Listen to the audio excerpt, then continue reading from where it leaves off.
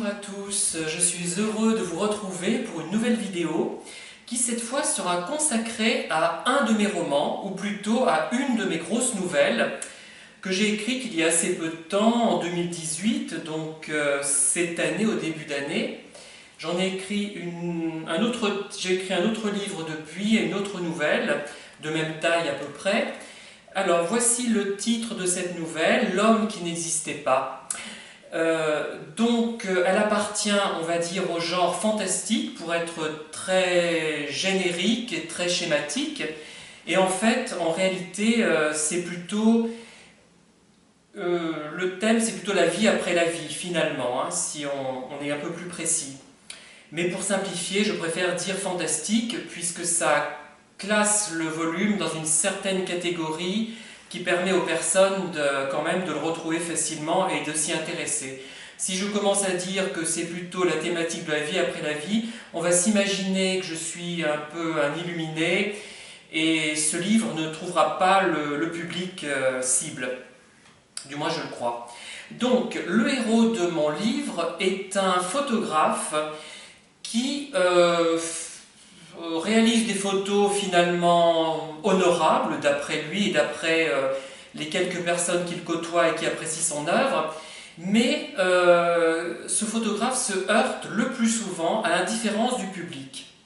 Donc il a une amie, Gertrude de la Motte-Piquet, qui apparaît d'ailleurs dans une autre nouvelle, Le voleur de trottinette, qui apprécie son œuvre, et quelques autres personnes, mais il se rend compte que lorsqu'il offre son œuvre à ses parents, une de ses œuvres à ses parents, ou à des amis proches, ceux-ci, par leur attitude, par ce qu'ils en font, montrent qu'ils ne l'apprécient pas.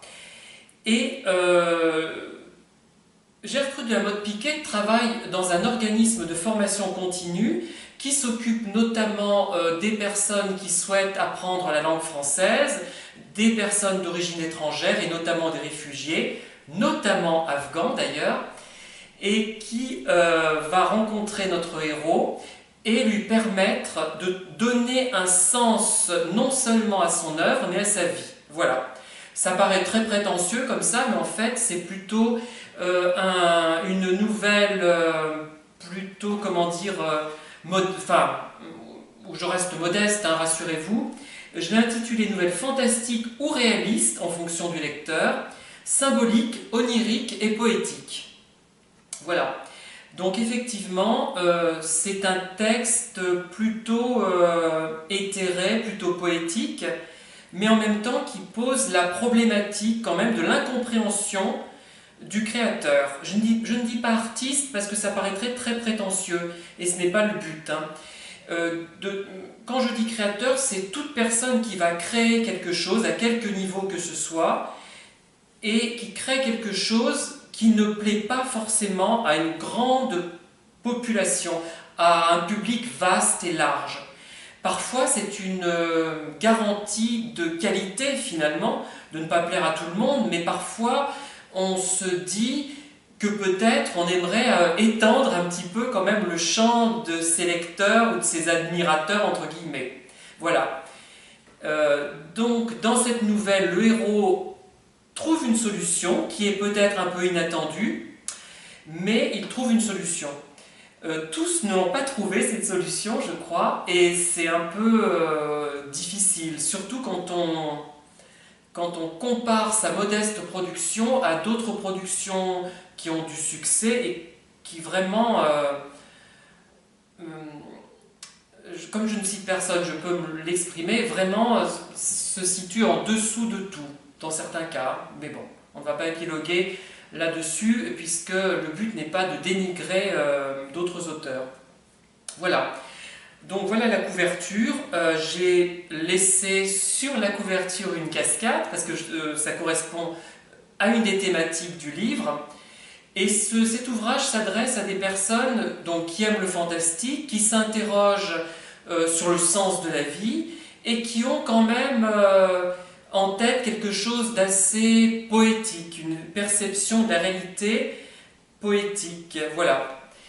Et donc, je propose cet ouvrage sur lulu.com notamment, lors de dédicaces et également en e-book. Oui, j'ai cédé à la tentation de proposer des e-books et j'ai obtenu, comme je l'avais déjà expliqué dans d'autres vidéos, des ventes dans le monde entier, très peu à la fois, 4 ou 5 au Japon, 5 ou 6 au Canada, aux Pays-Bas 3 ou 4, 6 ou 7 en Italie, pas plus. Et vraiment c'est le maximum, hein, en espace d'un an et demi.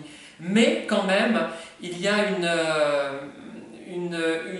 comment dire, une volonté d'avoir un lectorat qui dépasse le simple cadre régional, ce qui m'évite de me cantonner à des thématiques uniquement régionales. D'ailleurs, les thématiques régionales m'intéressent aussi, hein, mais je m'intéresse aussi à d'autres choses, à d'autres thèmes. Je peux écrire un roman qui se passe en Espagne, sur la Lune, au besoin, peu importe. Hein, voilà, je ne suis pas cloîtré dans ma région, même si elle m'intéresse beaucoup.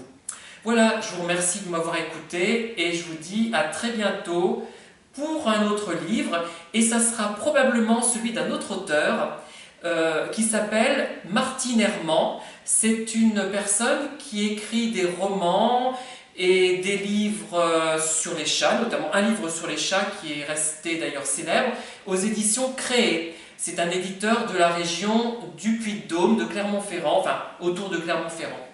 Voilà, merci, au revoir.